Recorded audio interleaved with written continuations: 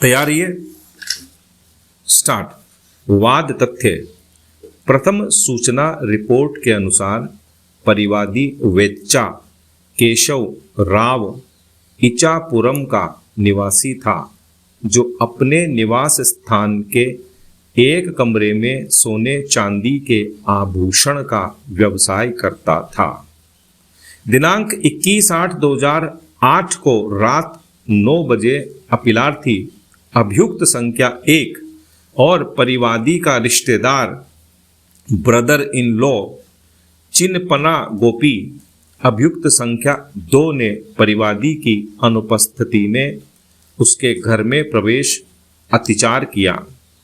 वे अपने शर्ट के भीतर लोहे की छड़ छिपा रखे थे, जिससे प्रहार करके उन्होंने परिवादी के पुत्र एवं पत्नी की हत्या कर दी और उसके घर से 3.543 किलोग्राम सोने के आभूषण और 18,340 रुपये नकद लूटकर भाग गए। परिवादी ने उसी दिन रात 10 बजे संबंधित थाने में लिखित सूचना दी, जिसके आधार पर मामला अपराध संख्या 61/2008 दर्ज किया गया। अभियुक्त संख्या 2 को दिनांक 22/8/2008 को गिरफ्तार किया गया और उसके पास से 1,748 ग्राम के आभूषण और 18,340 रुपये नकद जब्त किए गए। इसी दिन अपीलार्थी को भी गिरफ्तार किया गया और उसके पास से 1794 ग्राम आभूषण जब्त किए गए।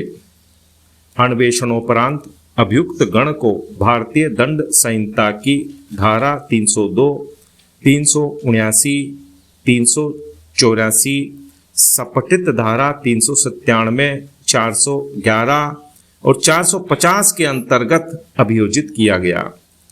विचारण न्यायालय 6 अतिरिक्त जिला एवं सत्र न्यायाधीश ने अभियुक्त गण को भारतीय दंड संहिता की धारा 302, 397 और 450 के अंतर्गत दोषी सिद्ध एवं क्रमशः आजीवन कारावास व 2,000 रुपये जुर्माना, 7 वर्ष कारावास एवं 10 वर्ष कारावास एवं 2,000 रुपये के जुर्माने के दंड से दंडित किया।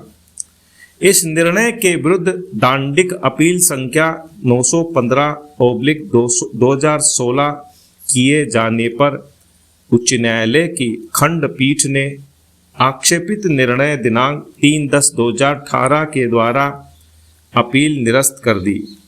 अतः अपीलार्थी गण ने अनुच्छेद 136 के अंतर्गत यह SLP/अपील प्रस्तुत की। निर्णय 1।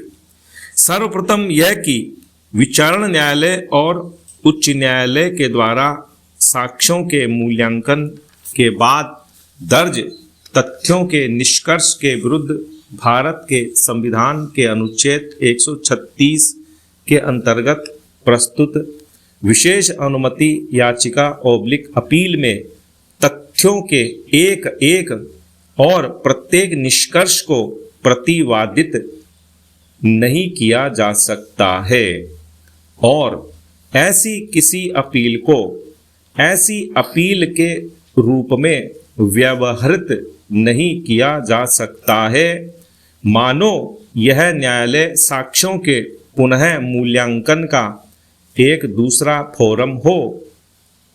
केवल तब ही जब विचारण न्यायालय और उच्च न्यायालय के निर्णय, विधि या प्रक्रिया की किसी त्रुटि द्वारा दूषित है या साक्ष्यों के गलत पठन या न्यायिक प्रक्रिया के सिद्धांतों का सम्मान नहीं किया गया है, जिसने गंभीर हानि या अन्याय की ओर अग्रसर किया, तब यह न्यायालय समुचित मामलों में न्याय के गंभीर और विशाल हनन को रोकने के लिए हस्तक्षेप करेगा।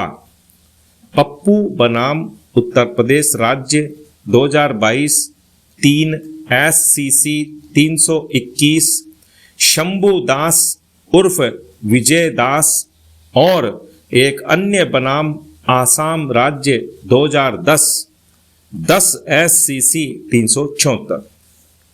2 उपर्युक्त स्थापित विधि पर आधारित होते हुए इस मामले में अपराध की वास्तविक घटना का एक भी प्रत्यक्षदर्शी साक्षी नहीं है और मामला परिस्थितिजन्य साक्ष्य पर निर्मित है।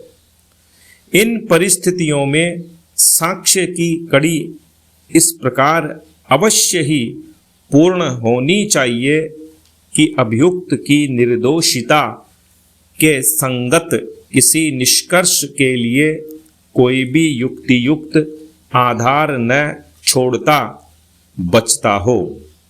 दोष सिद्धि के पूर्व अभियुक्त ही दोषी हो और न कि केवल हो सकते हैं और स्थापित तथ्य केवल अभियुक्त की दोषिता की धारणा को स्थापित करना चाहिए।